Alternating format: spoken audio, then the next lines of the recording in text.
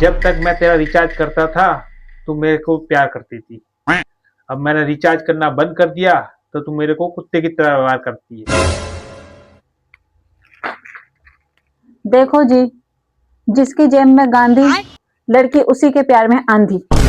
तू जो कहती थी मैं तुमसे प्यार करती हूँ उसका क्या? ये बड़ी अच्छी बात कही आप। अरे मैं लड़की हूँ, तुम्हें ये बात पता होनी चाहिए थी। जब तक मुझे पता था तुम्हारे पास पैसा है, तब तक मैं तुमसे प्यार करती थी। जब से मुझे पता चला तुम्हारे सर पे 5 लाख का कर्ज है, तो मेरा तुम्हारा खत्म। तुम अपने लिए किसी और को देख लेना, ठीक है? अब मैं जा रही हूँ। तो पैसे की माँ का। देते रहो तुम गाली, मैं तो जा रही हूँ। देख लेना अपने लिए कोई और। बात कुछ समझ न आए, कभी का हमने।